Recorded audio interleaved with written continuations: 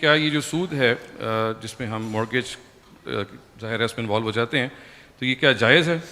سود کے بارے میں دو باتیں بہت اچھی طرح سمجھ لیجئے. ان دو باتوں سے پہلے ایک بنیادی بات میں عرض کر دوں کہ سود کوئی مذہب کی ایجاد نہیں ہے. یعنی یہ رسول اللہ صلی اللہ علیہ وسلم کی بعثت سے بھی صدیوں پہلے سے سود موضوع رہا ہے، زیر بحث رہا ہے. یہ بائبل میں بھی ہے، تورات میں بھی ہے اسی طریقے سے. تو سود کے بارے میں دو باتیں بہت اچھی طرح سمجھ لیجئے. ایک یہ کہ اللہ تعالیٰ نے جس چیز کو حرام کیا ہے، ممنوع قرار دیا ہے، وہ قرض پر زائد رقم لینا ہے، دینے کو حرام نہیں کیا. یہ بالکل غلط فہمی ہے جو لوگوں میں پیدا ہو گئی. آپ قرآن مجید کی سورہ بقرہ کے آخر میں جہاں اللہ تعالیٰ نے سود پر تفصیلی گفتگو کی ہے اس کو نکال کے خود پڑھ لیں.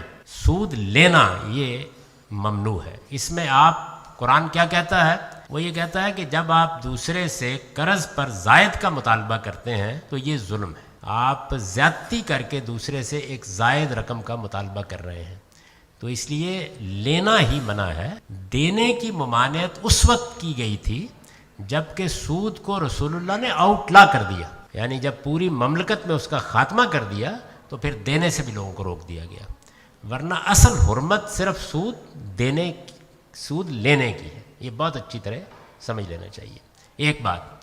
دوسری بات یہ کہ سود کا تعلق کنزیومیبل چیزوں سے ہے. یعنی آپ روپیہ لیں، آپ نے کسی سے 10 لاکھ روپیہ قرض لیا، تو اب آپ یہ دیکھیے کہ وہ روپے کو آپ کیسے استعمال کریں گے. وہ تو فنا ہو جائے گا، جا کے خرچ کر لیں گے نا. خرچ ہو گیا، صرف ہو گیا، کنزیوم ہو گیا.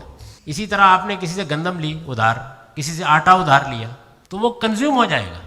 یعنی اسی لیے لیا نا کہ استعمال کرنا ہے.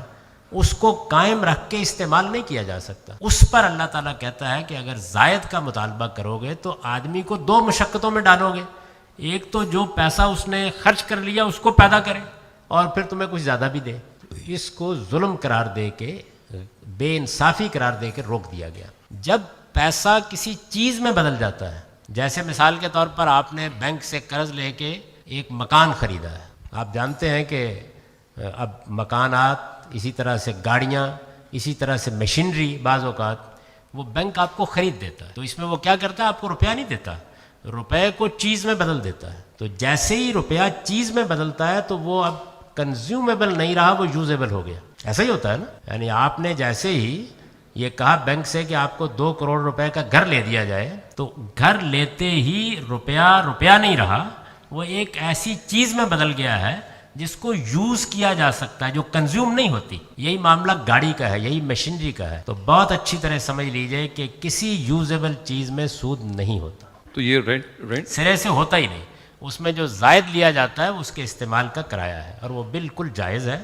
اس لیے اطمینان سے آپ گھر لیں، اطمینان سے گاڑی لیں، مشینری لیں. جس وقت روپیہ چیز میں بدل جائے گا تو اس کے بعد اس میں سود ختم ہو جاتا ہے، باقی ہی نہیں رہتا سرے سے. تو یہ دو باتیں میں نے ان کو بہت دلائل کے ساتھ بارہا بیان کر دیا ہے، اس سفر میں بھی بیان کیا ہے. میری آپ سائٹ پر جائیے، میری کتاب میں سود کا مسئلہ کے عنوان سے میرا آرٹیکل بھی موجود ہے. تو اس وجہ سے سود کے معاملے میں یہ دو بنیادی حقیقتیں جان لیجئے کہ جو چیز حرام ہے وہ سود کھانا ہے، اور دوسرے یہ کہ کسی یوزیبل چیز میں سود نہیں ہوتا.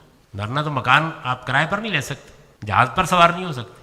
تو ہر چیز جب یوزیبل چیز بن جائے گی، قابل استعمال بن جائے گی، تو سود ختم ہو جائے گا. جب تک آپ نے اس کو کنزیومیبل چیز کی صورت میں لیا ہے جس نے فنا ہو جانا ہے، کنزیوم ہو جانا ہے، تو اس پہ سود ہوگا. تو اس میں آپ کا جب جی چاہے مکان واپس کر کے فارغ ہو جائے. تو آپ اس کو مثال سے سمجھیں کہ اس وقت آپ کے ساتھ جدید بینکاری نظام کتنا بڑا احسان کرتا ہے. اس کو تھوڑے سے بینک سے ہٹ جائیں. میرا ایک گھر ہے، آپ میرے پاس آئے تو میں نے کہا کہ یہ 2 کروڑ روپے کا میرا گھر ہے، آپ اس کو کرائے پہ لے لیں. تو آپ نے کہا کہ جی 50,000 روپیہ میں کرایہ دوں گا مہینے کا. تو میں نے کہا کہ دیکھیے آپ بہت بے گھر رہ لیے، آپ اگر مجھے 2 کروڑ روپیہ 20,000 روپے مہینہ ساتھ دیتے چلے جائیں تو جب یہ 2 کروڑ روپیہ پورا ہو جائے گا تو میں یہ گھر بھی آپ کو دے دوں. تو مجھے بتائیے اگر میں یہ کام کروں تو غلط کروں گا؟ یہ بالکل ٹھیک. میں نے بڑا احسان کیا. کون دیتا ہے اپنا مکان؟ آپ اس میں کرایہ بھی دیتے چلے جائیں گے اور 20,000 روپے کی قسط بھی دیتے چلے جائیں گے. تو بینک یہی کر رہا ہے آپ کے ساتھ. تو جب کبھی روپیہ چیز میں بدل جائے، یوزیبل چیز میں، تو پھر سود ختم ہو جاتا ہے.